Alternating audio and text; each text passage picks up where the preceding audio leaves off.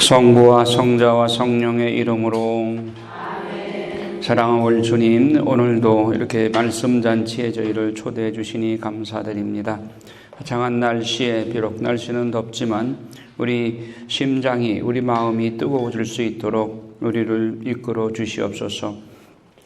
말씀잔치의 첫 시간이오니 마치는 시간까지 주 성령께서 주관하여 주시고 악한 어둠의 세력이 침투하지 못하도록 우리를 생명사계로 돌보아 주시고 싸매 주시옵소서. 성모님께서 이 자리에 함께 하시고 모든 것이 성삼의 영광이 되게 하여 주시옵소서.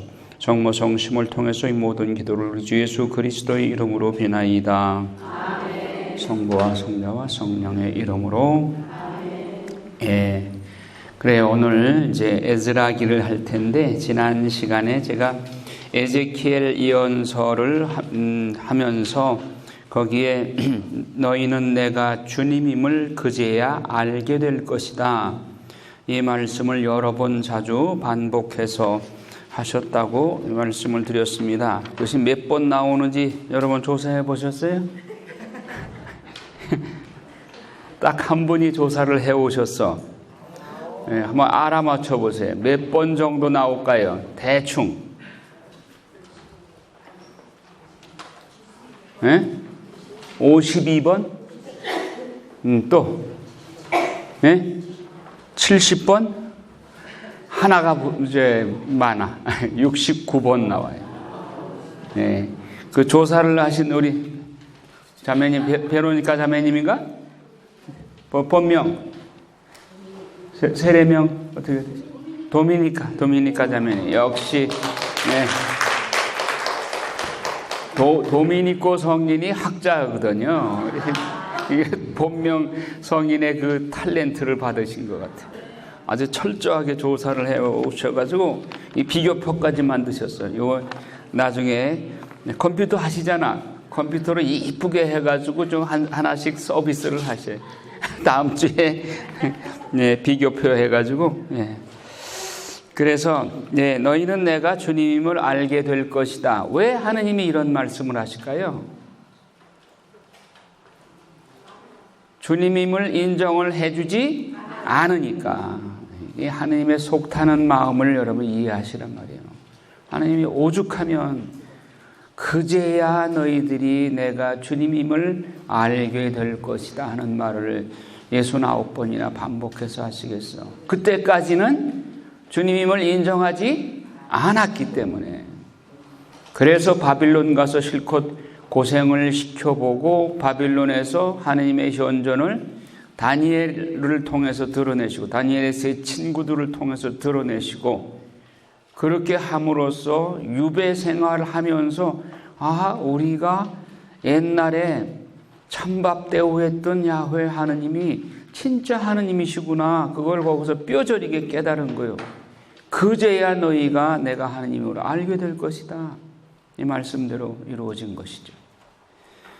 자, 그래서 금년 한 해에는 성경 공부가 하느님의 마음 알고 그 하느님의 우리 인간의 푸대접으로 인해서 창조주가 피조물로부터 창조주로서의 인정을 못 받고 상처받은 하느님의 마음을 깨닫는 그런 공부하는 해입니다. 그러니까 여러분들이 성경을 읽을 때 하느님의 마음이 얼마나 아프실까, 그거를 항상 염두에 두고 성경 말씀을 읽어야 된단 말이에요. 그렇게 하고 계시죠? 이게 첫 해, 두 해 뭐 이런 때는 잘 그런 것이 머리에 뭐 떠오르지도 않고, 사건 중심으로 스토리가 어떻게 진행이 되는가 이거 이해하느라고 바빠요. 그런데 5번, 6번, 한 10번 정도 성경을 읽게 되면 그때부터는 하느님의 마음이 내 가슴 속에 하느님이 이때 얼마나 마음 아프셨을까 하는 것이 조금씩 새겨지게 돼요.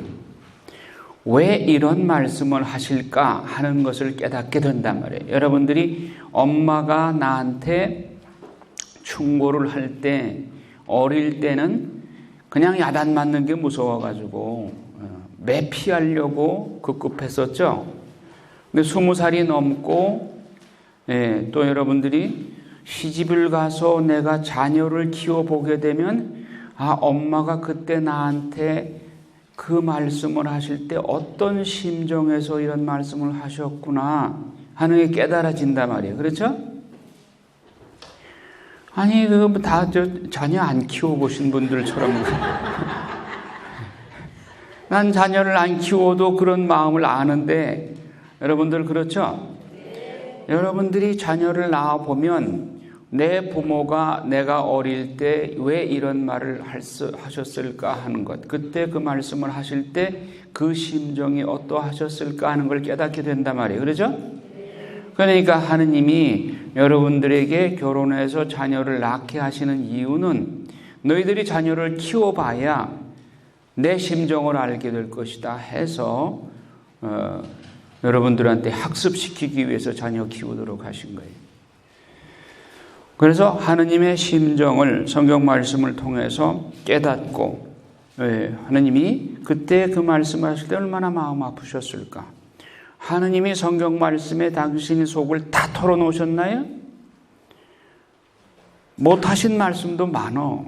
하고 싶지만 너희들이 상처받을까 봐 내 이 말은 못한다 하는 것도 많아요. 그러니까 성경 말씀 안에 숨어있는 말씀, 하시지 못하는 말씀. 그러니까 이스라엘이 사무엘한테 우리에게 왕을 세워주십시오. 강력하게 사무엘한테 주장할 때 사무엘이 기분이 언짢았죠. 왜? 하느님의 마음을 아시기 때문에. 왜? 진정한 왕은 하느님인데 새삼스럽게 무슨 인간 왕을 세워달라고 하느냐. 사무엘이 언짢은 거 알고 하느님께서 사무엘아 너무 언짢게 생각하지 마라. 이스라엘 백성들이 너를 반대하는 것은 곧 나를 반대하는 것이다. 그러니 그들이 왕을 세워달라고 그러니까 그들의 소원대로 왕을 세워주자. 그거예요. 그러니까 하느님은 자식이 이기는 부모 없다는 말도 있죠. 네, 그러니까 자식이 원하는 것을 부모가 걱정이 되면서도 하도 자식이 고집을 피우니까 그러면 할 수 없다. 들어주자. 그런 것도 많잖아요. 하느님도 마찬가지예요. 하느님을 왕으로 알고 하느님 밑에서 우리는 하느님밖에 다른 왕은 필요 없습니다. 이러면 하느님이 더 기분 좋으셨을 텐데 인간 왕을 굳이 세워달라고 하니까 하느님을 배척하는 걸 알면서도 하느님이 인간의 소원대로 왕을 세워주잖아요. 왕을 세워줬지만은 첫 번째 왕 세워줘 보니 사울 왕 하느님을 거역해서 결국 도중하차 됐고, 두 번째 왕으로 다윗을 세워줘. 그러면 다윗은 정말 하느님께 충성을 다했어. 하지만 후반기에 가가지고 그가 고난은 이겼지만 고난의 시기에는 하느님께 매달려서 늘 기도하고 하느님 뜻을 여쭙고 고난은 잘 극복했지만 번영의 시기에 그는 또 역시 넘어졌어요. 그러니까 여러분 우리 다윗을 보면서 우리의 거울로 삼아야 되는 거예요. 우리가 어렵고 고난을 당하고 힘들고 어려울 때는 하나님께 부르짖고 매달려서 기도해요. 그런데 부귀영화를 누리게 되고 번영을 누리게 되면 그때 가서는 내 하나님 없이도 잘 살 수 있는데 하면서 등지기 쉽단 말이에요. 다윗은 바로 그 죄에 떨어진 거예요. 하지만 다윗은 넘어졌을 때 넘어졌어도 다시 일어나는 게 또 명수야. 넘어지는 기술이 5단이라면 일어나는 낙법은 10단이요. 다윗이 그것 때문에 그래도 하나님께서 다윗의 왕국은 영원히 멸망하지 않으리라고 축복을 해 주신 거예요. 사울은 넘어졌을 때 그냥 도망가 버렸어요. 사울이 회개했나요? 체면 때문에 뉘우치는 척 했어. 백성들 앞에서 내가 창피스러우니까 백성들 앞에서는 제발 그 사실을 좀 밝히지 말아 주십시오. 그러고 끝났어요. 다윗은 철저하게 회개했어요. 그 시편 51편 통해 성령이 거기서 나온 거잖아요. 그러니까 인간의 연약성, 성경에 나오는 많은 인물들, 그들이 하느님 마음에 100% 든 사람들이 단 한 명이라도 있을까요? 없어요. 아브라함조차도 하나님께서 믿음의 조상으로 뽑은 아브라함조차도 100% 하나님 마음에 들지 않았죠. 넘어질 때, 잔머리 굴릴 때 여러 번 있었잖아요. 우리가 살펴봤듯이. 그러나 성모님은, 그야말로 성모님은 100% 하나님께 마음에 드는 100점짜리 피조물이요. 그러니까 성모님한테 내가 너에게 뭘 줄까? 나 자신을 통째로 주마. 그래서 예수님을 당신 태중에 선물로 주셨잖아요. 성모님께. 자, 우리 신앙의 모델은 성모 마리아이시죠. 그러니까 성경 안에 나오는 많은 인물들, 성인, 성녀들마저도 하느님 마음에 100% 만족을 주는 사람은 없었어요. 성모 마리아 외에는.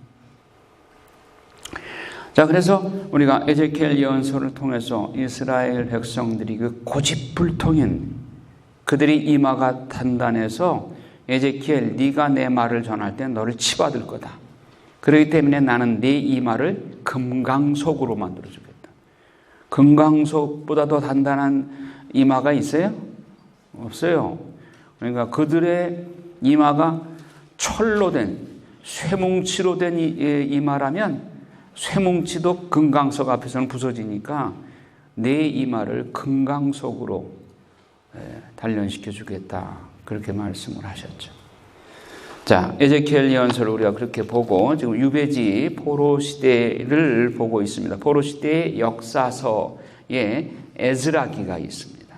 오늘 보게 될 것이 에즈라기인데, 에즈라기의 저자는 누구예요?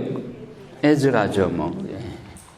그런데 에즈라가 먼저 쓴 역사서가 있죠?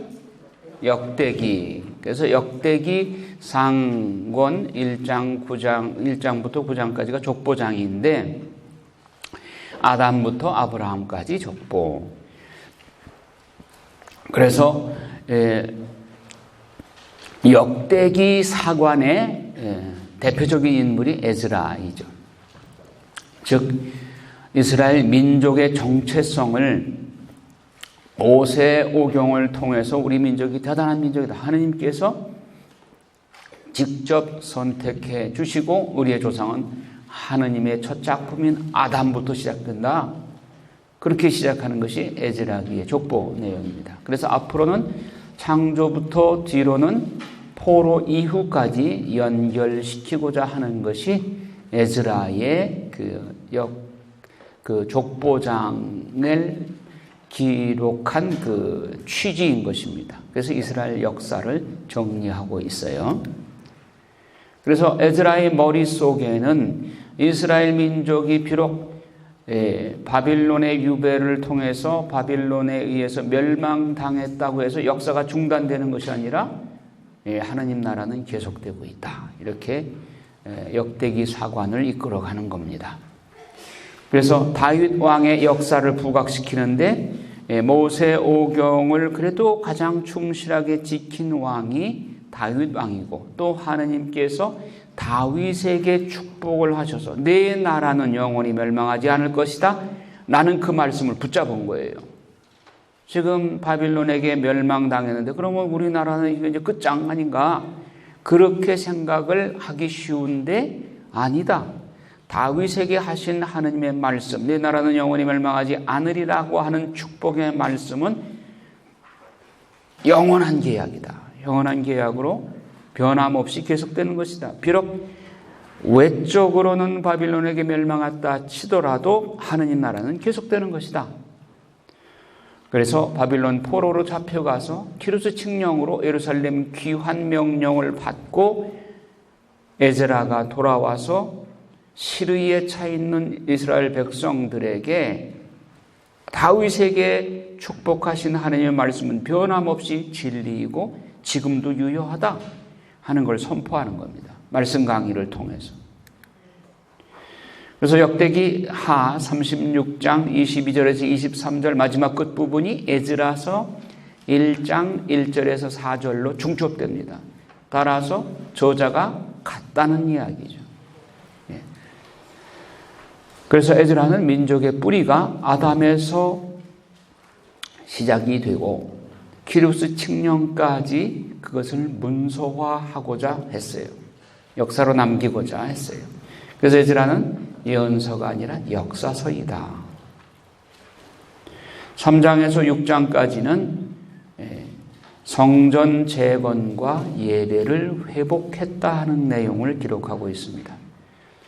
성전 재건, 주룹바벨 제2성전이 몇 년부터 몇 년까지 세워졌어요? BC 520년에서 516년 4년 동안. 자, 그런데 오늘 처음 나오신 분들은 조금 내용이 어려울 수도 있고 복잡할 수도 있는데, 그런데 비범하게 생각하셔. 성경은 10번 읽어도 다 알 수 없는 거니까 그런 얘기가 있구나. 강심장을 가지고 한 귀로 듣고 한 귀로 흘려도 상관없어요. 어차피 여러분 내년에 또다시 공부해야 될 거니까.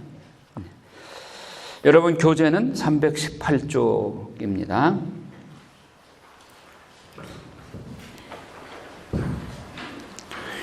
네, 교재를 잠깐 보고 이렇게 하겠습니다.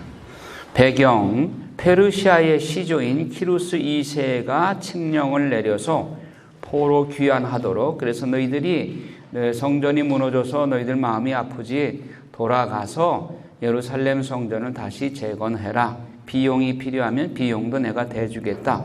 나는 하느님으로부터 그런 사명을 받은 사람이야. 이사야서 45장에 하나님께서 키루스를 선택했다는 말씀이 나오죠. 하나님은 선택된 민족인 이스라엘만 선택하고 그들만을 이용해서 당신 구원사역을 이루시는 것이 아니라 이방인도 선택하셔요. 이방인도 하나님께서 선택해서 쓰십니다. 자, 1차 귀환 때 예수와 사제와 주룹바벨 총독이 538년에 귀환을 해서 그 사람들은 성전 재건을 위해서 들어온 거예요. 538년에 키루스 칙령이 내림과 동시에 주룹바벨 총독과 예수와 사제가 성전 지으러 들어온 거예요. 그래서 성전을 좀 지으려고 했더니 사마리아 사람들이 와가지고 우리도 같이 지읍시다. 그랬더니 주룹바벨 총독과 예수와 사제는 너희들 사마리아 사람들은 이 거룩한 성전을 짓는데 함께 일할 수 없어 하고 반대를 합니다. 왜 그래요?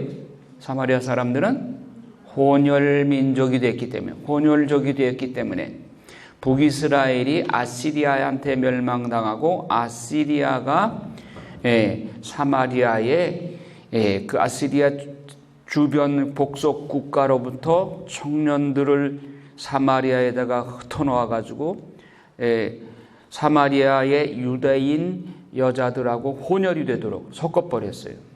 그러니까 민족을 말살시키려고 아시리아가 그렇게 아주 잔혹한 정책을 쓴 거죠. 그래서 사마리아는 혼혈이 되어버렸죠. 그 후에 지금까지도 사마리아 사람들은 혼혈이 되어 있기 때문에 유대인들은 사마리아 사람들을 경멸합니다.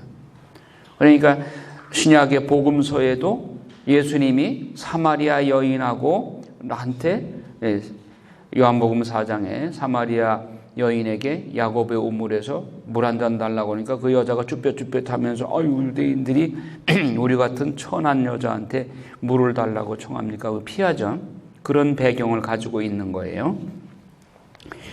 자, 그래서 사마리아인들은 성전을 짓는데 함께 할 수 없다는 말을 듣고 상처를 받은 겁니다. 여러분, 사마리아 사람 입장에서 한번 생각해 봐요. 우리가 무슨 잘못이 있어? 조상들이 그런 기구한 역사를 가지고 있어서 우리 속에 그런 이방인의 피가 흐른다고 그게 내 죄야? 내 탓이야? 안 그래도 그것이 나에게는 아킬레스건인데 그 상처를 후벼파 하면서 괘씸하다 해가지고 못 먹는 감 찔러나 보자. 너희들 성전 짓는가 보라. 우리가 기어이 반대하겠다. 그래서 뭐 산발라시니 이런 사람들이 주동이 돼가지고 성전 못 짓게 방해를 하고, 그리고 그 당시에는 페르시아 제국에 속해 있으니까 페르시아 왕한테, 임금한테 장계를 올려요. 막 모함을 해가지고 이 사람들이 성전 짓게 되면 당신 나라에 모반할 것이다. 혁명을 일으킬 것이다. 그러니 위험하니까 못하게 막아라 하면서 지방 장관, 지방 총독들한테 그렇게 거짓으로 장계를 올려가지고, 지방 장관들은 그 폭동이 나면 안 되잖아요. 그러니까 무서우니까 이제 그런 것을 그 사람들, 사마리아 사람들의 반대에도 귀를 기울이는 거예요. 그래서 성전 짓는 걸 방해를 하니까 538년에 들어와 가지고 성전을 짓는 것을 본격적으로 시작한 것은 나중에 학가이 즈가리아 예언자가 들어올 때까지 못 짓고 있어요.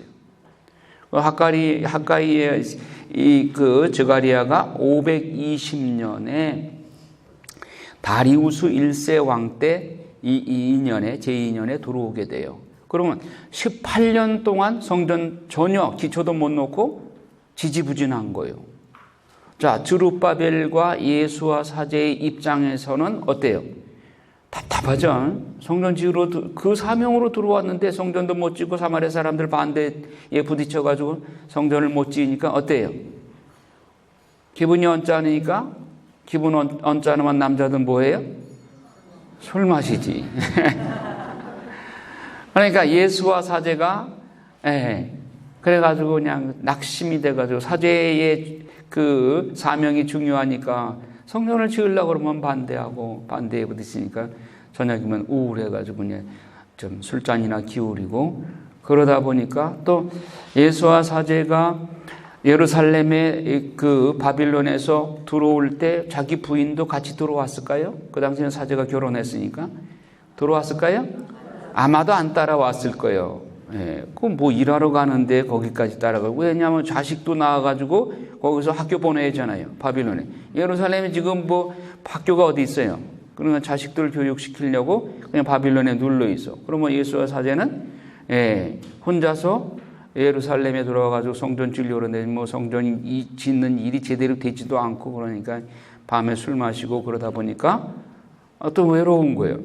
그리고 밥도 자기 혼자 끓여 먹어야 되고, 그러다 보니까 이방인 여자를 알게 된 것이죠. 제가 이런 말하니까 무슨 소설 꾸며낸 이야기처럼 그렇게 들으시는데, 한번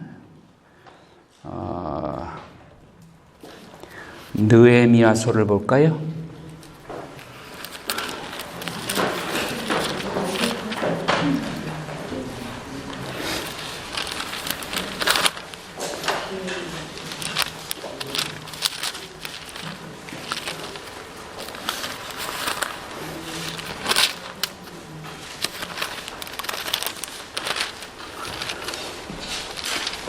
그 이방인들하고 결혼한 사람들 다 쫓아보내는 거 있죠? 어디 나와요? 이름까지 나오잖아요. 이름에 그 예수와 사제 이름이 나와요. 10장에 보면 느헤미야 10장 10절, 레위인으로는 아잔야의 아들 예수와, 그렇죠? 레위인 사제잖아요. 그렇죠? 그러니까 이방인 여자들하고 결혼한 사람들 명단이야, 이 명단이. 예수와 사제 이름이 들어갔죠? 그러니까 내가 한 이야기가 소설 얘기가 아니란 말이에요.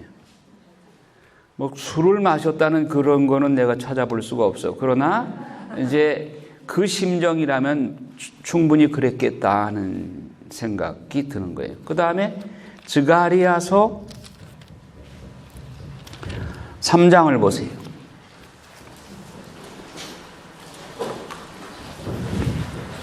스가랴서 3장.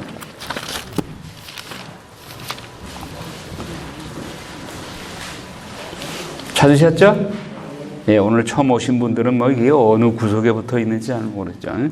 예, 저하고 같은 책을 가지고 계신 분은 2334쪽입니다.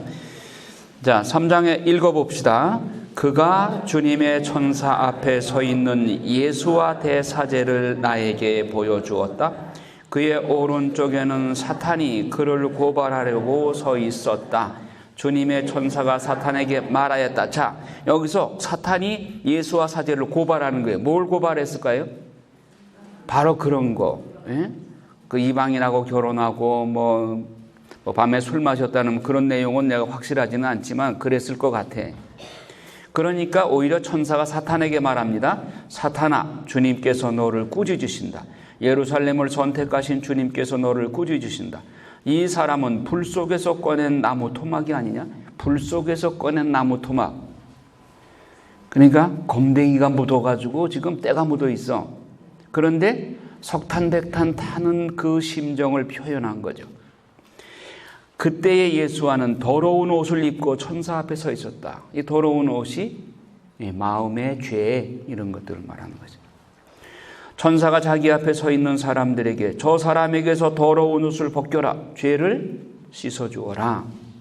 하고는 예수와에게 말하였다. 보아라. 나는 너에게서 내 허물을 치워버렸다. 예, 허물. 아까 상상한 그런 내용들입니다. 보아라. 내 허물을 치워버렸다. 나는 너에게 예복을 입혀주겠다. 사제로서 예복을 입어야 성사를 집전할 수 있죠.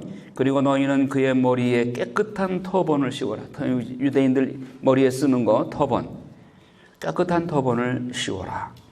그래서 그들은 그의 머리에 깨끗한 터번을 씌우고 그에게 예복을 입혔다. 그동안 주님의 천사가 곁에 서 있었다. 그래서 이제 사명을 수행하는 거예요, 이때. 그러니까 예수와 사제가 이렇게 처음에 들어와서 18년 동안 반대를 받고 일을 수행을 못하니까 이렇게 고통을 마음 고통을 달래기 위해서 그렇게 하다가 보니 이방인 여자하고 결혼을 하고 그랬다는 이야기죠. 자, 그래서 여러분 이제 교재에 다시 돌아와서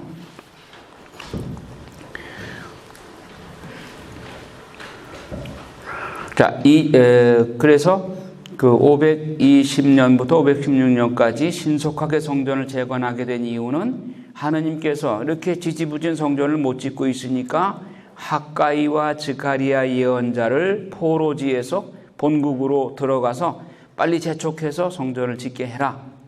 그래서 들어온 분들이 학가이, 스가랴 예언자란 말이에요.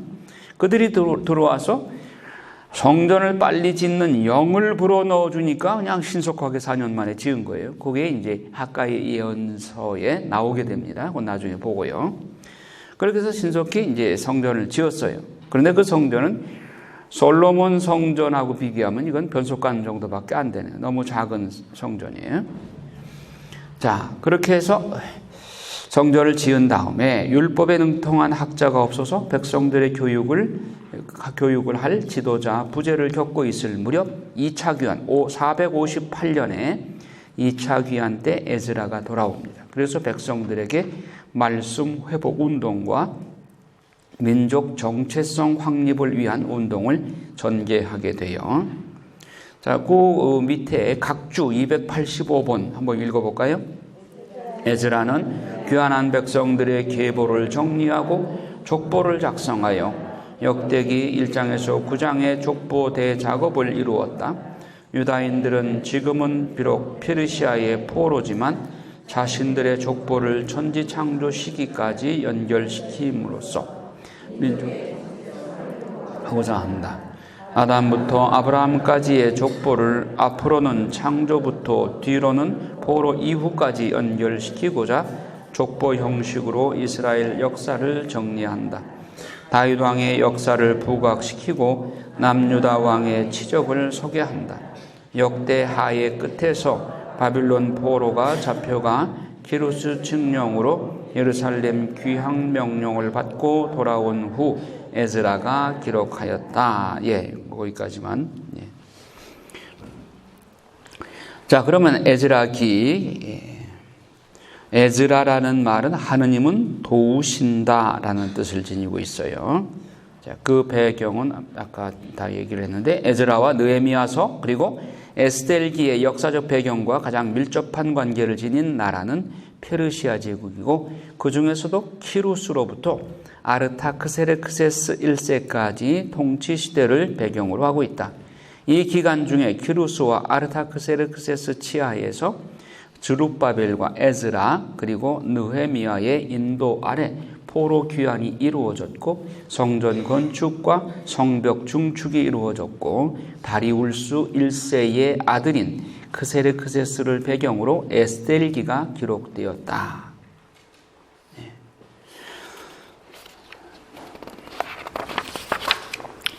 자, 그래서 이제는 성경 본문으로 들어갑니다. 여러분 뭐 그냥 세 가지를 한꺼번에 보니까 이제 정신이 없죠. 자, 에즈라기 1장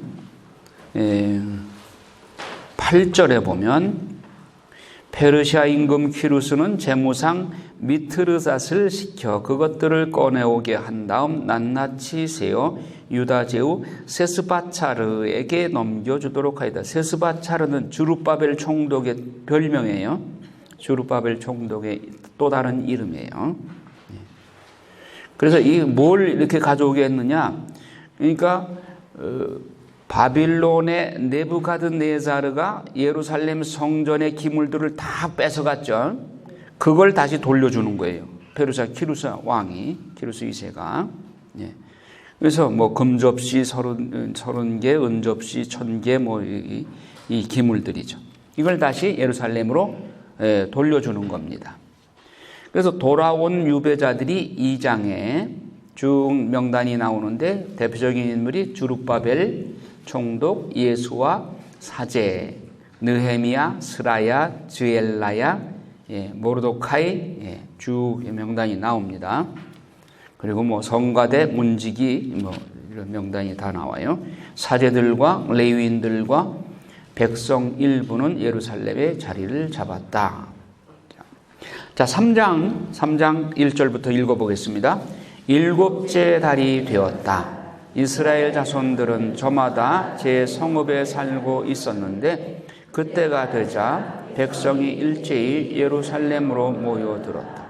여호차닥의 아들 예수아가 일가 친척들과 스알디엘의 아들 주룹바벨과 그의 형제들과 함께 나서서 하느님 사랑 모세의 율법에 쓰인 대로 이스라엘의 하느님께 번제물을 올릴 제단을 쌓았다. 그들은 그 땅의 백성들을 무서워하였기 때문에 옛 자리에 제단을 쌓고 거기에서 주님께 번제물을 곧 아침 저녁으로 번제물을 올렸다. 또 그들은 율법에 쓰인 대로 초막절을 지내면서 그날 정해진 횟수대로 날마다 번제물을 바쳤다. 자, 예수와 사제하고 주룹바벨이 귀국해 보니까 이거 뭐 이방인들의 그냥 뭐 점령을 하고 이제 초토화가 되어 있기 때문에 우선 이들이 들어와서 하느님께 제사를 드리는 것을 먼저 시작을 하죠. 그리고 절기를 지키는 것, 초막절을 지내고 절기를 지키는 일을 합니다. 그리고 6절에 보면 그들은 일곱째 달 초하룻 날부터 주님께 번제물을 올리기 시작하였다. 일곱째 달 초하룻 날 무슨 날이에요? 레위기 23장에 오제사 7절기에서 거기서 일곱째 달 초하룻 날을 뭐라고 그랬어요? 소위 나팔절, 신년절, 신년절, 나팔절이라고 그러죠. 그 축제를 지낸 거예요. 자, 그러나 주님의 성전 기초는 아직 놓이지 않았다. 그 사마리아 사람들의 반대에 부딪혀가지고 성전을 짓는 일을 못하고 있는 거예요. 8절에 보면은 자, 예루살렘에 있는 하느님의 집으로 돌아온 이듬해 둘째 달에 스알디엘의 아들 스룹바벨과 여호차닥의 아들 예수아는 나머지 동포들 곧 사제들과 레위인들과 포로살이를 마치고 예루살렘으로 돌아온 모든 이와 함께 공사를 시작하였다. 그리고 20살 이상 된 레위인들은 주님의 집 감독으로 세웠다. 그래서 집 짓는 일을 이제 이렇게 하는 거예요. 자, 그 다음에 12절에 보면 온 백성은 주님의 집 기초가 놓인 것을 보고 주님을 찬양하며 크게 환호하였다. 사제들과 레위인들과 각 가문의 우두머리들 가운데에서 주님의 옛집을 보았던 많은 노인들은 자기들의 눈앞에서 이 주님의 집 기초가 놓인 것을 보고 목 놓아 울었다. 그러는가 하면 다른 많은 이들은 기뻐하며 목청껏 환호성을 올렸다. 그래서 백성이 지르는 기쁨의 환호성과 울음소리를 구별할 수가 없었다. 백성이 하도 크게 환호성을 질러서 그 소리가 멀리까지 들렸다. 자, 보세요. 사제들과 레위인들과 각 가문의 우두머리들 가운데에서 주님의 옛집을 보았던 무슨 성전? 솔로몬 성전. 솔로몬 성전의 그 모습을 보았던 노인들은 자기들 눈앞에서 이 주님의 기초가 놓인 것을 보고 목 놓아 울었다. 무슨 뉘앙스예요? 지금 스룹바벨 대성전이 이 솔로몬 성전에 비하면 변속관만 밖에 안 되는 거예요. 너무 규모가 초라해. 그러니까 그게 슬픈 거예요. 그래서 노인들은 슬퍼 목 놓아 울어요. 그런데 젊은이들은 옛 성전을 못 보고 지금 70년 포로살이니까 새로 태어난 사람들, 이 사람들은 옛 성전을 못 봤어. 그러니까 어쨌든 성전이 지어지니까 좋은 거예요. 그래서 기뻐 환호성을 올리는 거예요. 지금 한 자리에 한쪽에서는 울고 한쪽에서는 기뻐하고 희비가 엇갈리는 거예요. 이 분위기를 뉘앙스를 아시겠어요? 예. 4장에 보면 성전 건축이 방해를 받다.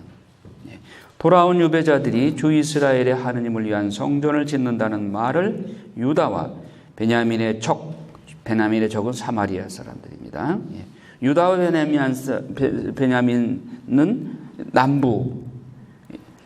남유다의 주민들의 대표들이죠. 적은 사마리아 북부 사람들이죠. 스룹바벨과 각 가문의 우두머리들에게 다가와서 그들이 사마리아 사람들이 말하기를 우리도 당신들과 함께 성전을 짓게 해주시오. 아시리아 임금 에살라돈이 우리를 이곳으로 끌고 올라온 날부터 우리도 당신들과 마찬가지로 당신들의 하느님을 찾고 그분께 제사를 드려왔소. 스룹바벨과 예수아와 나머지 이스라엘 각 가문의 우두머리들이 그들에게 대답하였다. 당신들과 함께 우리 하느님을 위한 집을 지을 수는 없소. 혼혈이 됐기 때문에 페르시아 임금 큐루스께서 명령하신 대로 주 이스라엘의 하느님을 위한 집을 짓는 것은 우리만의 일이요.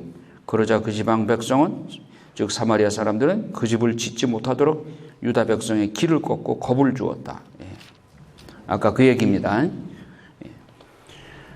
자, 그래서 페르시아 임금 큐루스의 통치 기간 내내 유다인들의 계획을 좌절시켰다.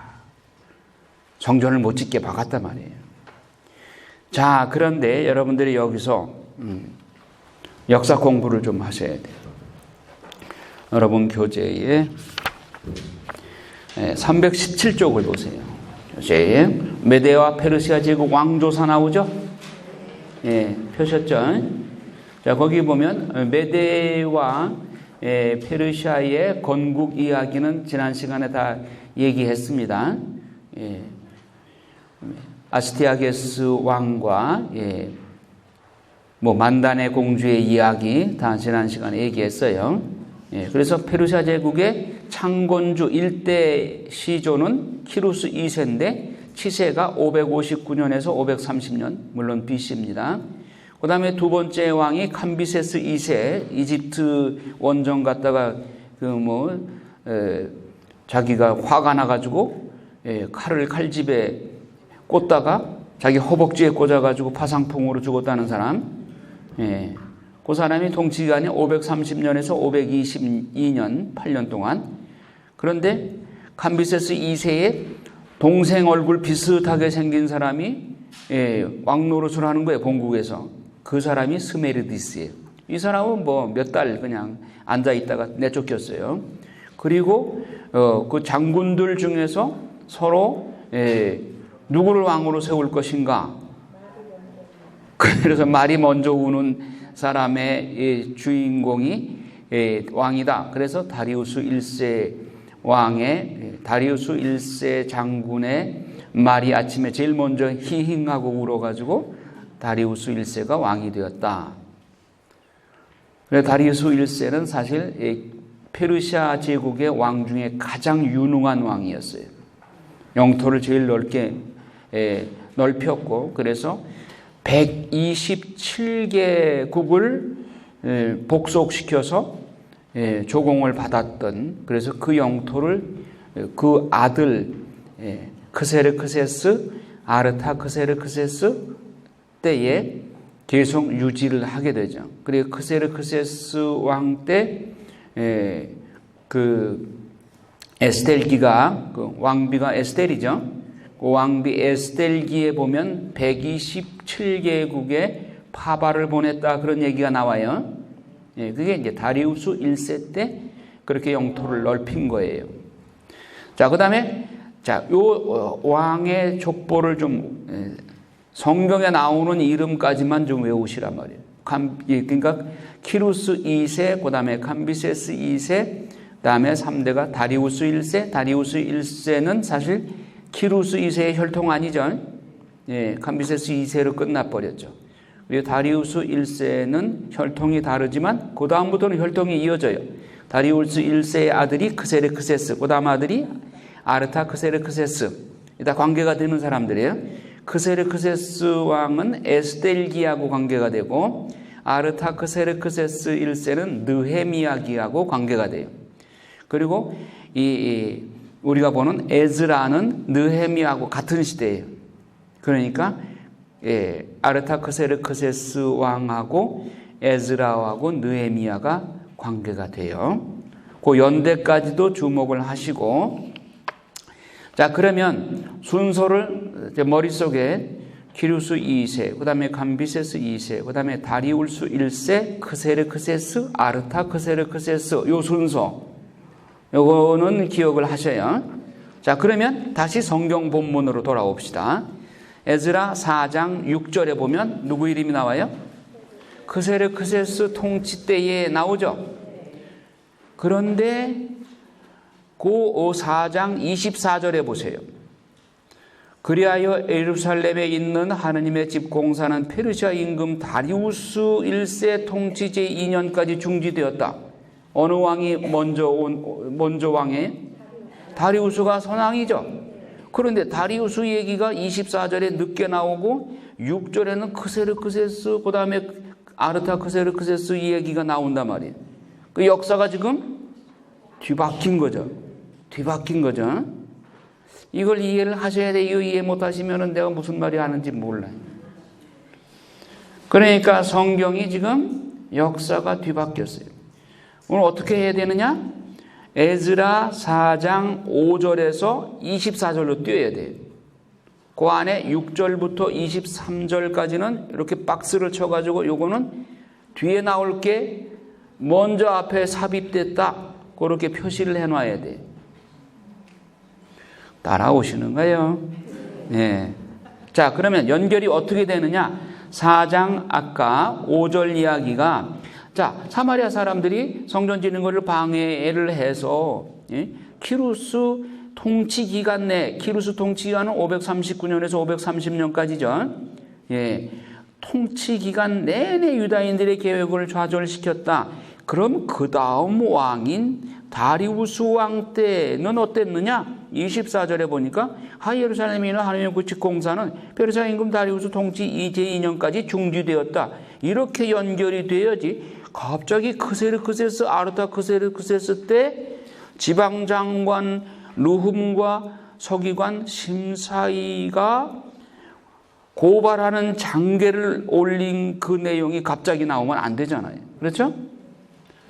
야, 그러니까 키루스 때 성전 짓는 것이 방해를 받았다. 그리고 다리우스의 통치 제2년까지도 중지되었다. 이렇게 연결이 돼야 되겠죠? 그러니까 6절부터 23절까지는 뒤에 나와야 할 내용이 먼저 삽입이 된 것이다. 이렇게 아시란 말이에요. 그럼 우리가 지금 어디로 가야 될까요? 24절로 가서 5장으로 연결돼야 돼. 그렇게 연결을 하는 겁니다. 자, 지금 사마리아 사람들한테 방해를 받아가지고 지금 성전 재건이 중지되어 있어요. 그런데 5장 읽어봅시다. 그때의 학가이 예언자와 이도의 아들 즈가리야 예언자가 유다와 예루살렘에 있는 유다인들에게 그들 위에 계신 이스라엘의 하느님 이름으로 예언하였다. 그러자 스알드의 아들 스룹바벨과 여호차닥의 아들 예수아가 나서서 예루살렘에 있는 하느님의 집을 다시 짓기 시작하였다. 그들 곁에서는 하느님의 예언자들이 그들을 도왔다. 자, 이 학가이 예언자와 즈가리야 예언자가 유다인들에게 가서 예언한 내용이 뭘까? 너희 성전 지으라고 왔는데 왜 성전 안 짓고 있어? 이 얘기하러 간 거예요. 그러면 지금 우리는 어디로 가서 뭘 봐야 되죠? 학가이 예언자와 즈가리야 예언자의 말을 가서 무슨 얘기하는가 들어봐야 되겠죠? 그럼 학가이 즈가리야로 넘어가야 되겠죠? 그러면 여러분 이 성경 순서대로 읽으면 이게 제대로 그 내용이 들어와요? 학가이 즈가리야가 어디 있어요? 저 뒤에 있어. 저 뒤에 있어. 그러니까 에즈라 읽고 나서 학가이 즈가리야쯤 읽을 때쯤에 에즈라 내용 다 잊어버렸어요. 그 연결이 되겠어요? 안 되지. 그러니까 여기 에즈라 5장 1절에서 딱 멈추고 학가이로 넘어가야 된단 말이에요. 예. 그리고 학가이하고 즈가리야가 맨 뒤에 있죠. 내 책으로는 2326페이지인데 여러분들 성경은 어떤 성경인지 학가이 찾았죠? 거기 1장 1절 읽어요. 다리우스 임금 제2년 여섯째 달 초하룻날 주님의 말씀이 스알데엘의 아들 스룹바벨 유다 총독과 여호차닥의 아들 예수아 대사제에게 내렸다. 여기 다리우스 임금 하면 옆에 연필로 1세, 다리우스 3세도 있습니다. 다리우스 1세, 다리우스 3세는 마지막 왕이에요. 그리고 거기다가 연도를 표시하죠. 다리우스 임금 제2년이면 몇 년이 될까? 다리우스 1세가 등극한 게 522년이죠. 그게 2년이니까 520년. 옆에다가 520년 여섯째 달 그렇게 기록을 해 놓으시면 자, 여러분들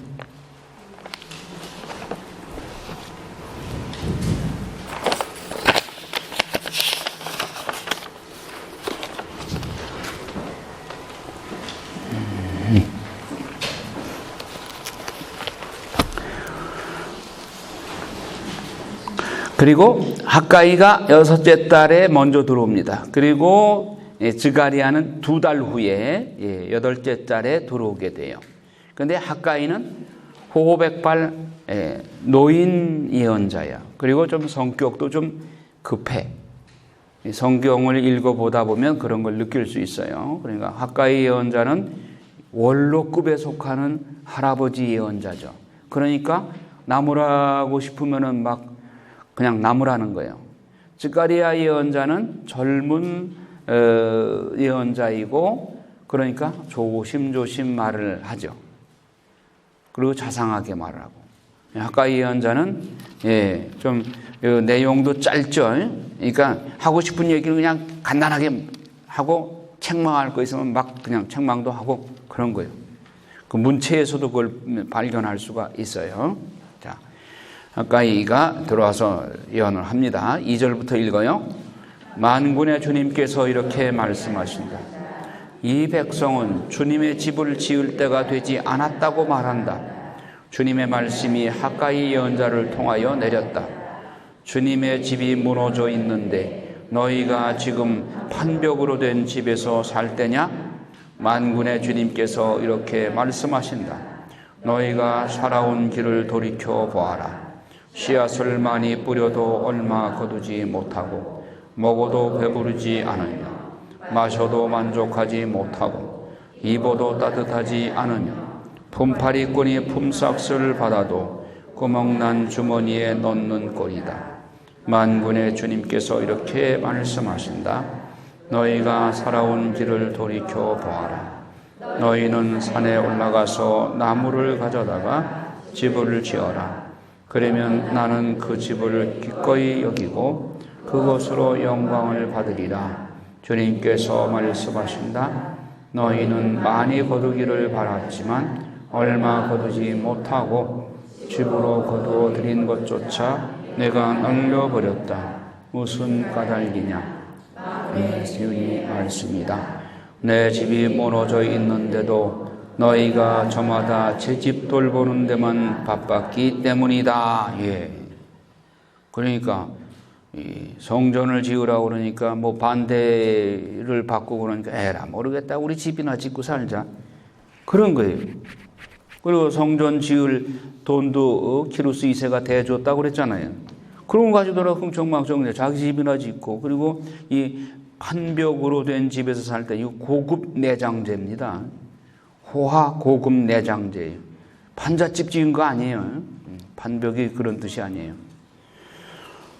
그러면 성전 지으라고 재료를 사가지고 그 너희 집이나 짓고 있느냐? 이 학가이가 막 할아버지 예언자가 막 나무라는 거예요. 예. 하느님은 사람의 성격을 골라서 또 쓰시죠. 책망을 할 때는 또 이런 분을 들어 쓰는 거예요. 그래가지고 12절에 그럼 주룹바벨 예수와 너희들 성전 지으러 들어왔잖아. 뭐 하고 있어? 그 12절 읽어요. 스알델의 아들 주룹바벨과 요 차닥의 아들 예수와 대사제와 나머지 모든 백성은 주 저희 하느님의 말씀과 주 저희 하느님께서 보내신 학가이 예언자의 말을 잘 들었다. 그리고 백성은 주님을 경외하게 되었다. 주님의 사자 학가이는 주님의 말씀을 백성에게 전하였다. 내가 너희와 함께 있다. 주님의 말씀이다. 주님께서 스알델의 아들 주룹바벨 유다 총독의 영과 여호차닥의 아들 예수와 대사제의 영과 나머지 모든 백성의 영을 일으키셨다. 그래서 그들은 가서 저희 하느님 만군의 주님의 집을 짓는 일을 하였다. 그날은 6째 달 29날이었다. 예. 이렇게 해서 영을 불어넣어줘요. 성전을 지을 수 있는 영을 불어넣어주니까 순식간에 그냥 4년 만에 짓게 되는 것이죠. 자, 새 성전의 영광. 2장에 보면 2장 3절부터 읽어요. 너희 가운데 이 집의 옛 영화를 본 사람들이 남아있지 않느냐? 지금은 이 집이 너희에게 어떻게 보이느냐? 너희 눈에도 있으나마나 하지 않느냐? 그러나 주룹바벨아 이제 용기를 내어라. 주님의 말씀이다. 요 차닥의 아들 예수와 대사제야 용기를 내어라. 이 땅의 모든 백성아 용기를 내어라. 주님의 말씀이다. 내가 너희와 함께 있으니 일을 하여라. 만군의 주님의 말씀이다. 너희가 이집트에서 나올 때에 내가 너희와 맺은 언약대로 나의 영이 너희 가운데에 머무를 터이니 너희는 두려워하지 마라. 정령 만군의 주님께서 이렇게 말씀하신다. 머지않아 나는 다시 하늘과 땅, 바다와 무틀 뒤흔들리라. 내가 모든 민족들을 뒤흔들리니 모든 민족들의 보화가 이리 들어오리라. 그리하여 내가 이 집을 영광으로 가득 채우리라. 예. 그러니까 3절의 내용은 그 옛 솔로몬 성전을 보았던 그 노인들, 그들이 막 울며 통곡했다고 그랬죠. 너무 집이 초라하니까. 예. 그래서 이 집이 너희에게 참 있으나마나한 것처럼 보이지 않느냐, 초라해 보이지 않느냐. 그러나 그렇게 너무 실망하지 마라. 용기를 내어라 하면서 다독거려주고 위로를 해주시는 거예요. 오히려 내가 이 작은 집에서 영광을 드러내겠다. 9절에 보면 이 집의 새 영광이 이전의 영광보다 더 크리라. 솔로몬 성전의 영광보다 이 주룹바벨 이 성전의 영광이 더 크리라. 그렇게 위로를 해주시는 거예요. 내가 이곳에 평화를 주리라. 그리고 사제들에게 문의하다.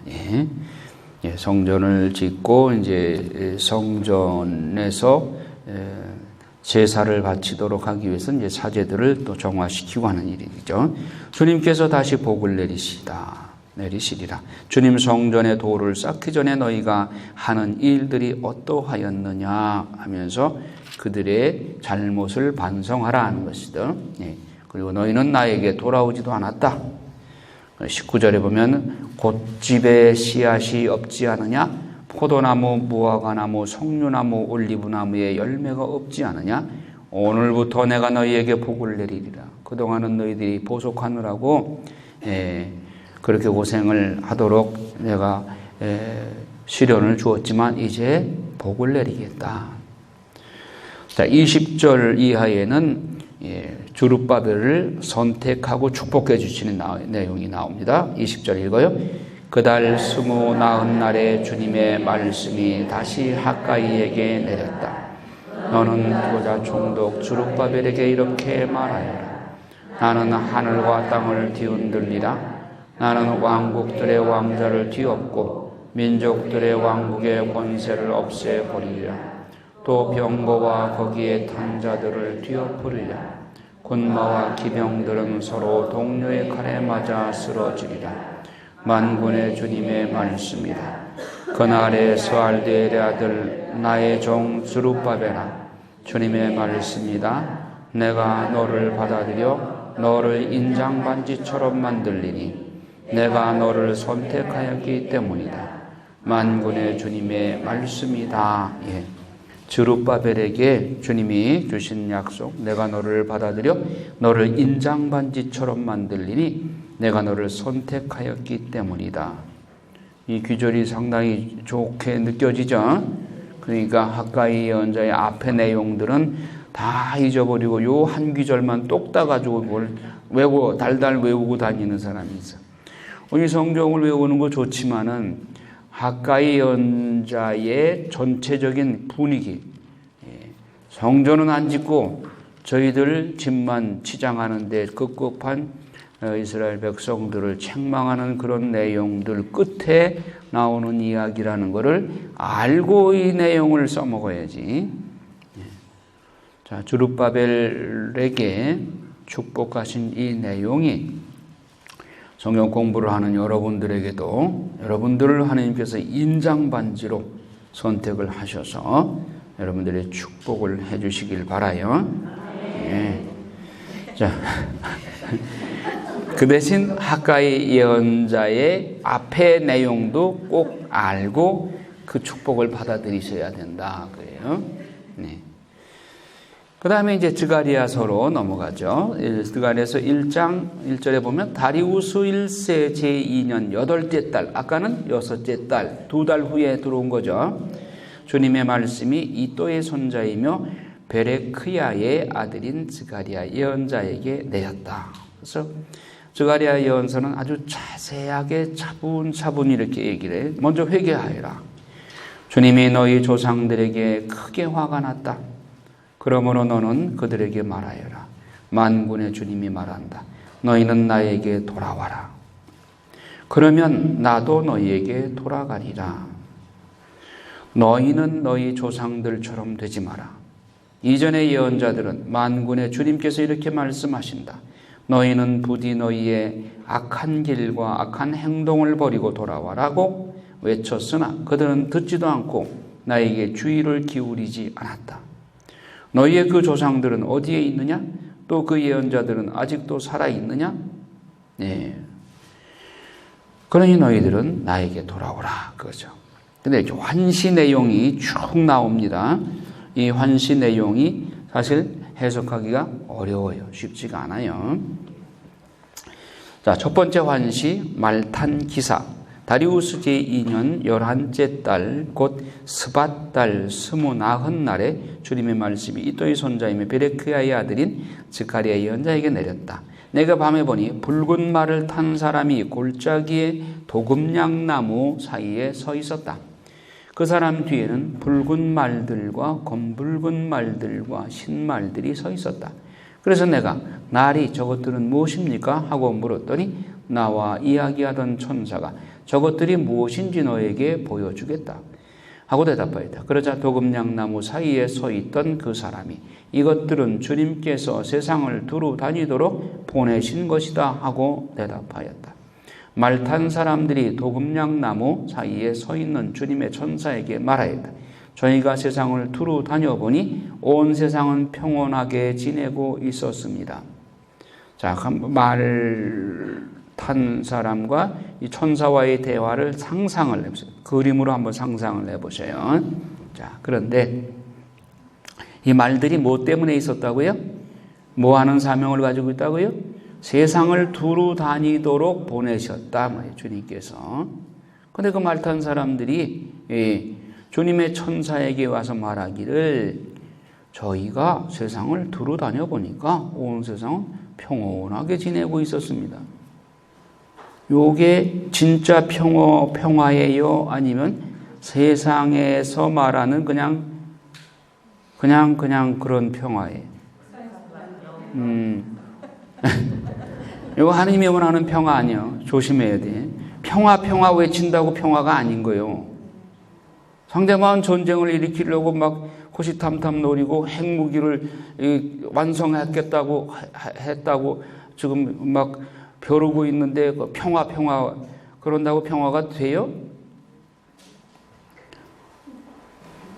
자, 14절 하나님께서 시온을 가엾이 여기시다. 나와 이야기하던 천사가 나에게 말하였다. 너는 외쳐라. 만군의 주님께서 이렇게 말씀하신다. 나는 예루살렘에 시온에 커다란 열정을 지니고 있다. 그러나 태평스러운 민족들에게는 몹시 화가 나 있다.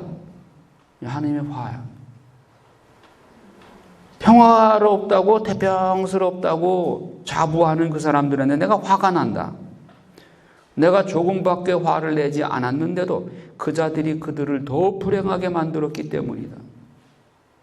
그러므로 주님께서 이렇게 말씀하신다. 나는 동정심을 가지고 예루살렘에 돌아왔다. 그 안에 나의 집이 다시 지어지리라. 만군의 주님의 말씀입니다. 청량줄이 예루살렘에 펼쳐지리라.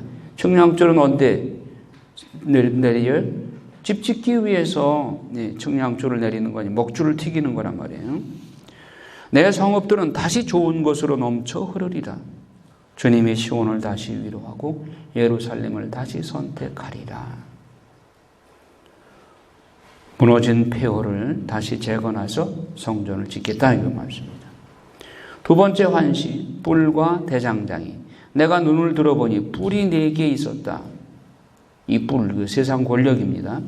나와 이야기하던 천사에게 내가 물었다.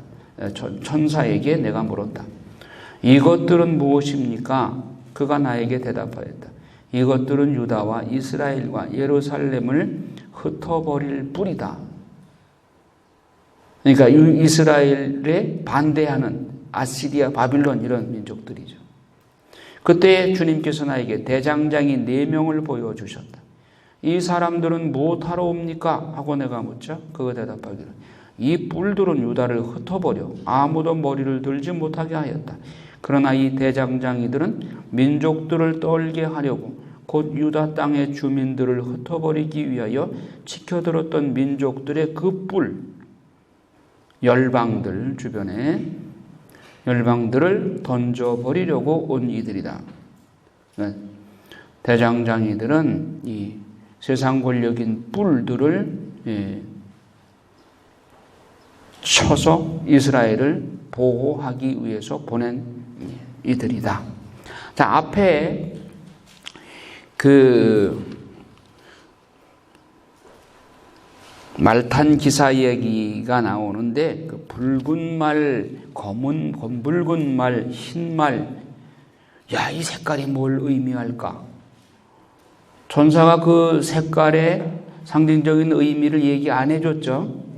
얘기 안 해주면 중요하지 않은 거니까, 안 알려준 것이니까 그걸 구태여 이게 뭘까 하고 쓸데없는 고민 안 하고 고민하느라고 잠 설치지 말란 말이에요. 성경이 가는 데까지만 가면 돼. 요 색깔 가지고 밤새 고민하지 마세요. 필요하면 천사가 가르쳐줘. 이건 무슨 의미다. 거기까지만 가시란 말이에요. 세 번째 환시, 청량줄. 내가 눈을 들어보니 손에 청량줄을 쥔 사람이 하나 있었다. 내가 어디로 가십니까? 하고 묻자 그가 나에게 예루살렘을 청량하여 그 너비와 길이가 얼마나 되는지를 알아보러 간다. 그때 나와 이야기하던 천사가 앞으로 나가자 다른 천사가 그에게 마주 나와 말하였다. 저 젊은이에게 달려가서 이렇게 일러주어라. 젊은이는 스가랴 예언자입니다. 사람들과 짐승들이 많아 예루살렘은 성벽 없이 넓게 자리를 잡으리라. 주님의 말씀이다. 내가 예루살렘을 둘러싼 불벽이 되고 그 한가운데에 머무르는 영광이 되어 주리라. 그래서 하느님이 예루살렘에 임재하시게 되면 거기서 이제 성벽이 되어주시고 성전이 되어주신다. 주님께서 당신 백성을 돌보시다. 내가 너희를 하늘 아래 사방으로 흩어버렸지만 너희는 어서 그 북녘 땅에서 도망쳐 나와라. 바빌론에 지금 유배가 있으니까 페르시아 제국이 됐죠. 그래서 딸 바빌론과 함께 살고 있는 백성아 어서 시온으로 빠져나와라. 시온으로 모여들라는 것이죠. 흩어버리신 죄 때문에 흩어버리셨지만 다시 모여들라는 것이죠. 만군의 주님께서 나에게 권위를 주어 파견하신 그분께서 너희를 약탈한 민족들을 두고 말씀하신다. 너희를 건드리는 자는 정녕 내 눈동자를 건드리는 자다. 봐요. 하느님이 비록 이스라엘이 애물단지로 속을 새기지만 그래도 당신이 선택한 민족은 영원히 버리지 않으셔요. 그러니까 이스라엘을 건드리는 자들은 하느님의 눈동자를 건드리는 거예요. 그러니까 절대로 우리가 이스라엘 민족을 저주하거나 그들을 대항하거나 그래서는 안 되는 거예요. 이스라엘을 대적한 민족치고 축복받은 민족이 없어요. 앞으로도 그럴 거예요. 우리는 그들의 회개를, 즉 그리스도를 빨리 믿도록 메시아로 받아들이도록 기도해 주는 것이 우리가 해야 할 임무이죠.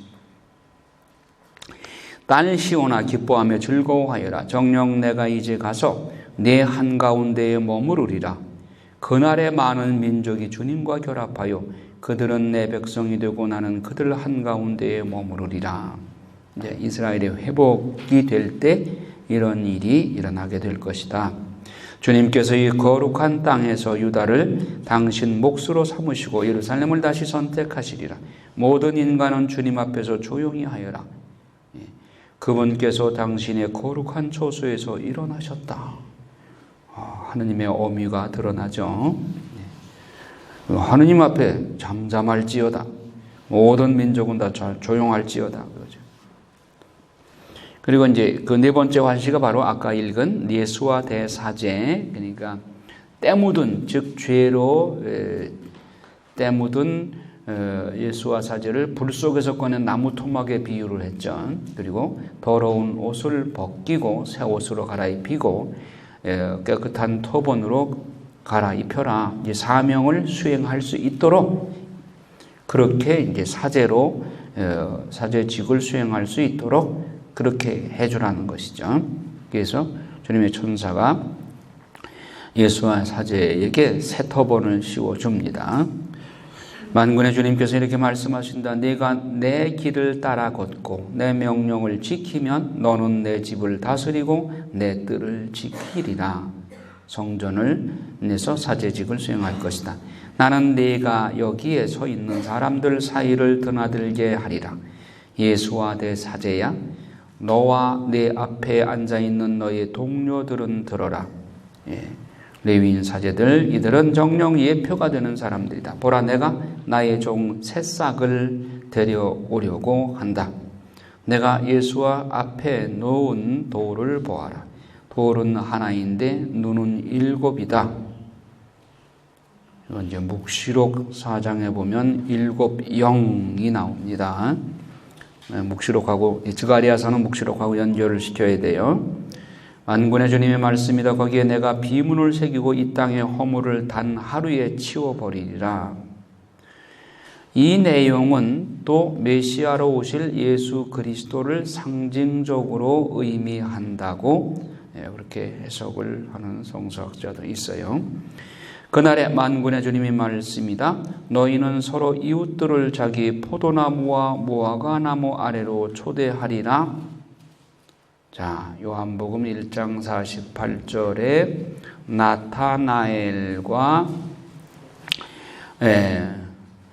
나타나엘을 필리포가 이렇게 소개를 하던가요?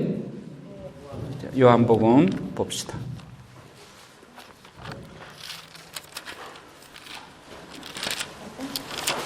요한복음 1장 43절에서 쭉 나오는데 필리포가 나타나엘을 데리고 예수님께 소개를 하죠. 나타나엘을 우리는 모세가 율법에 기록한 예언자들도 기록한 분을 만났어. 나자렛 출신으로 요셉의 아들 예수라는 분이요. 그러니까 나타나엘이 나자렛에서 무슨 좋은 일이 나올 수 있겠소? 하고 말을 하니까 와서 보시오. 하고 예수님한테 데려가니까 예수님께서는 나타나엘이 당신 쪽으로 오는 것을 보시고 그에게 말씀하시기를 보라, 저 사람이야말로 참으로 이스라엘 사람이다. 저 사람은 거짓이 없다. 나타나엘이 예수님께 저를 어떻게 아십니까? 그러니까 예수님이 빌립보가 너를 부르기 전에 네가 무화과 나무 아래에 있는 것을 내가 보았다. 이 말을 듣고 나타나엘이 예수님께 스승님은 하나님의 아드님이십니다. 이스라엘의 임금님이십니다. 마치 무슨 선문답하는 것 같아요. 아니 무화과 나무 아래에 있는 것을 보았다고 해가지고 갑자기 그냥 나타나엘이 딱 무릎 꿇고 메시아 고백을 해요.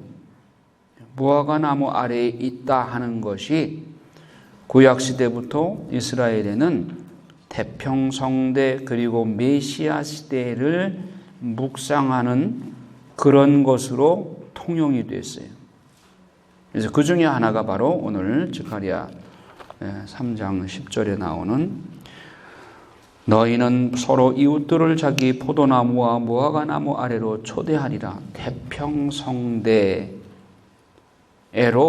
주님께서 이스라엘에게 그런 시대를 만들어 주시겠다 하는 이야기죠.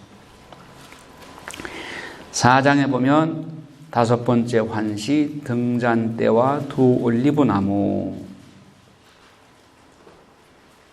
한번 읽어볼까요? 4장 1절 나와 이야기하던 천사가 돌아와 사람을 잠에서 깨우듯이 나를 깨웠다. 그가 나에게 무엇이 보이느냐 하고 물었다. 내가 대답하였다. 온통 금으로 된 등잔대가 보입니다. 등잔대 머리에는 기름 그릇이 있고 그 그릇에는 등잔이 7개 있습니다. 그 머리에 등잔 부리가 7개 있는 것입니다.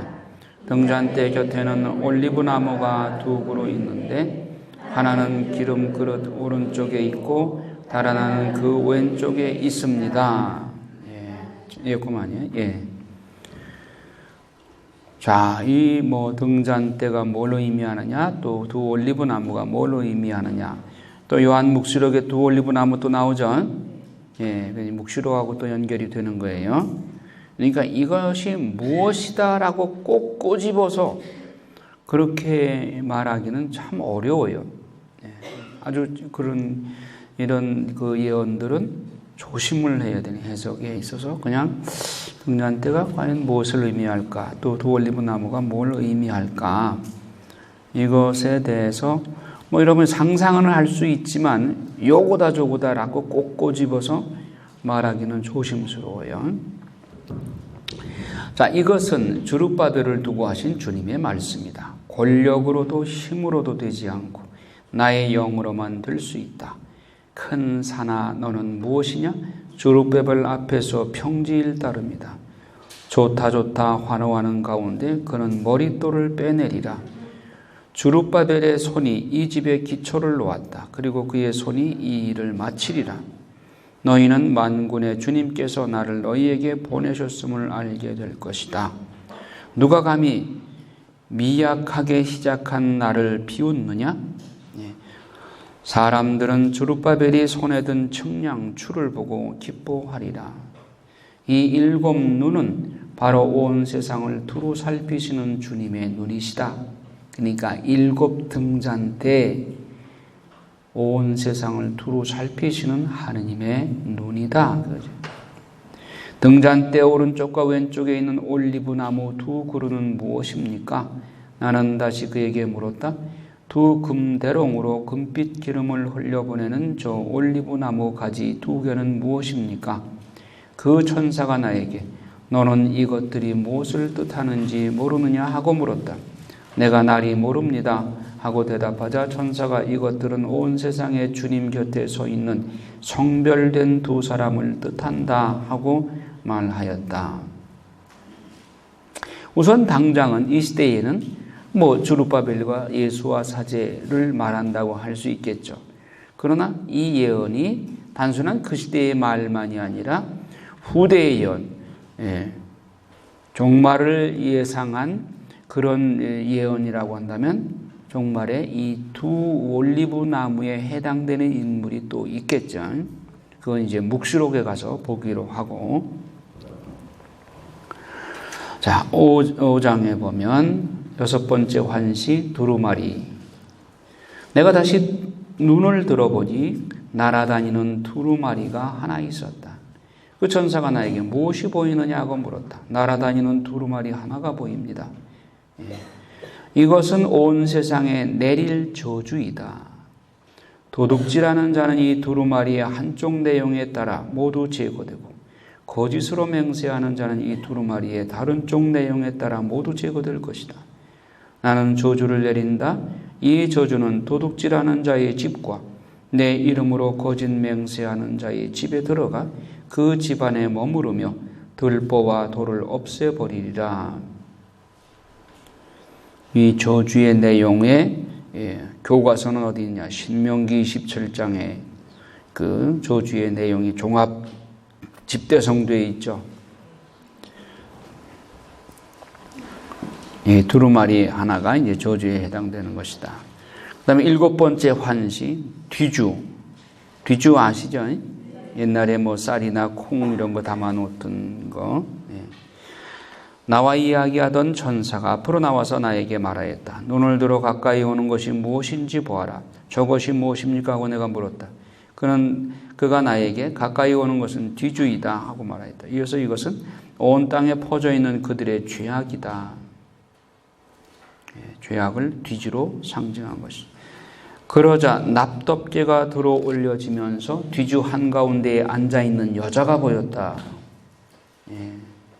이 여자가 악이다 하고 천사가 말했다. 그러고 나서 그 여자를 뒤주 속으로 밀어놓고는 그 아가리를 납덩어리로 덮었다.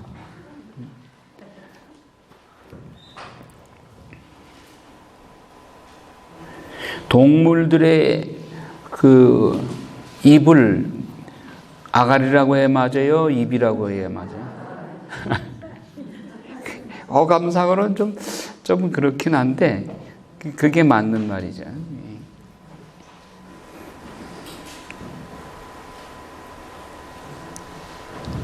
내가 또 눈을 들어보니 여자 둘이 앞으로 나오고 있었다.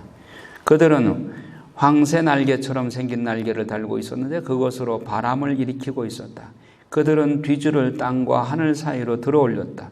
나는 나와 이야기하던 천사에게 저들이 뒤줄을 어디로 가져가는 것입니까? 하고 물었다. 그가 나에게 뒤줄을 둘 집을 지으려고 시나르 땅으로 간다. 시나르는 어디예요? 바빌론이에요. 바빌론. 시나르. 바빌론의 그 중심 지역이 시나르죠. 그 집이 세워지면 뒤주는 받침대 위에 놓일 것이다 하고 대답하였다. 그럼 이 뒤주 악을 그 안에 담고 납덩어리로 봉인한 이 뒤주를 시나르 땅, 바빌론 땅으로 가져간다는 건 그 악의 그냥 축이 되는 거죠. 그쪽이. 마지막 때에도 그쪽이 악의 축이 되는 것이죠. 여덟 번째 환시 병고. 내가 다시 눈을 들어보니 두 산 사이에서 병거 넉 대가 나오고 있었다. 그 산들은 청동산이었다. 첫째 병거는 붉은 말들이, 둘째 병거는 검은 말들이 끌고, 셋째 병거는 흰 말들이, 넷째 병거는 점박이 말들이 끌고 있었다. 모두 건장한 말들이었다. 내가 나와 이야기하던 천사에게 날이 저것들은 무엇입니까? 하고 물었다. 그래서 천사가 나에게 말하였다. 이것들은 온 세상의 주님을 뵙고 나서 이제 길을 나서는 하늘의 네 바람이다. 네 바람, 묵시록에 또 나오죠. 묵시록하고 연결시켜야 돼요. 검은 말들이 끄는 병거는 북쪽 땅으로 떠나고, 흰 말들이 끄는 병거는 서쪽 땅으로 떠나고, 점박이 말들이 끄는 병거는 남쪽으로 떠날 것이다.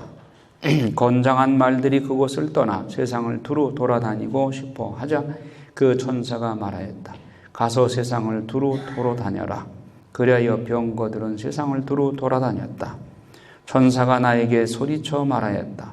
보아라, 북쪽 땅으로 떠난 말들이 나의 영을 북쪽 땅에 편안히 자리 잡게 하였다. 자, 이 병거들, 네 대의 병거, 그 네 바람, 그러니까 묵시록 그 7장에도 나오죠. 교회 시대에 승리한 자들이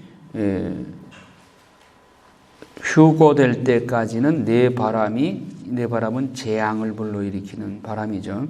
그 바람이 작용을 못하도록 천사들이 딱 가로막고 있죠. 이것은 삼중칠재앙을 일으키는 그런 바람들인 것이죠. 이제 묵시록 가서 얘기를 하기로 하죠. 자, 예수와에게 왕관을 씌워라. 주님의 말씀이 나에게 내렸다. 너는 유배자들 곧 헬다이와 토비야와 여다야에게서 예물을 받았다. 그들이 바빌론에서 돌아와 스바니아의 아들 요시야의 집에 있으니 오늘로 그곳에 가거라. 너는 은과 금을 받아 왕관을 만들어 요차닥의 아들 예수와 대사제의 머리에 씌우고 그에게 말하여라. 만군의 주님이 이렇게 말한다. 이 사람을 보아라. 그의 이름은 새싹이니 그가 제자리에서 돋아나와 주님의 성전을 지으리라. 그가 주님의 성전을 지을 것이며 바로 그가 어미를 갖추고 자기 왕좌에 앉아 다스리리라. 그의 왕좌 곁에는 한 사제가 있을 터이니 그 두 사람은 평화롭게 조화를 이루리라. 그 왕관은 헬다이, 토비야, 여디야, 스바니아의 아들 요시야를 기념하여 주님의 성전에 두어라. 이 내용은 또한 우선 가까이는 예수와 대사제를 말하지만 메시아에 대한 예언이기도 해요. 왕좌에 앉아서 다스린다 했으니까 메시아에 관한 예언이기도 하다. 자, 참된 단식 7장에 나오는데 다리우스 임금 제4년이면 518년이 되죠. 아홉째 달 곧 기슬레우월 초나은 날 주님 말씀이 즈가랴에게 내렸다. 그래서 내가 지금까지 여러 해 동안 해온 대로 다섯째 달에 애도하며 단식해야 합니까? 하고 물었어요. 그랬더니 그때 만군의 주님의 말씀이 나에게 내렸다. 너는 이 땅의 모든 백성과 사제들에게 이렇게 말하여라. 너희가 지난 70해 동안 70년 동안 유배살이 하는 동안에 다섯째 달과 일곱째 달에 단식하며 슬퍼할 때 참으로 나를 위하여 단식하였단 말이냐? 너희가 먹고 마실 때에도 자신을 위하여 먹고 마신 것이 아니냐? 단식의 그 고유한 의미대로 하지 않았다는 거예요. 형식적으로만 했다는 거예요. 그래서 9절에 보면 만군의 주님이 이렇게 말한다. 너희는 진실한 재판을 하여라. 서로 자애와 동정을 베풀어라. 과부와 고아 이방인과 가난한 이를 억누르지 마라. 서로 남을 해치려고 마음속으로 궁리하지 마라.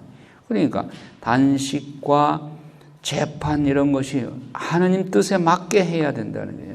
형식적으로만 하지 말고. 그 다음에 메시아 시대의 행복, 메시아 시대의 행복에 관해서 쭉 나오고요. 그 15절에 보면 그러나 이제는 다시 내가 예루살렘과 유다 집안에 잘 해주기로 작정하였으니 너희는 두려워하지 마라. 회복에 관한 말씀이죠. 너희가 해야 할 일은 바로 이것이다. 너희는 서로 진실을 말하고 성문에서는 평화를 이루는 진실한 재판을 하여라. 성문 앞이 재판소이죠. 우리가 성지순례 갔을 때도 그 성문 앞에서 재판을 한다고 하는 그 장소가 이렇게 흔적이 남아있는 것을 볼 수 있었죠. 남을 해치려고 마음속으로 궁리하지 마라. 거짓 맹세를 좋아하지 마라. 이 모든 것은 내가 미워하는 것이다. 그 다음에 이제 단식에 대한 답변. 만군의 주님의 말씀이 나에게 말했다. 만군의 주님이 이렇게 말한다. 넷째 달의 단식. 유다인들의 우리가 역사를 알고 정리를 해야 돼요. 넷째 달 하면 타무즈월이라고 해요. 이달 4월, 그러니까 넷째 달 9일 날 예루살렘이 함락됐죠. 그날을 슬퍼하는 뜻으로 단식을 했죠. 다섯째 달은 아부달이죠. 아부달. 솔로몬 성전이 붕괴된 것을 슬퍼하는 단식하는 때죠. 일곱째 달 에다님월, 티슈리월이죠. 그달랴에 의해서 예루살렘이 포위됐을 때에 그때를 기념해서 단식하는 거죠.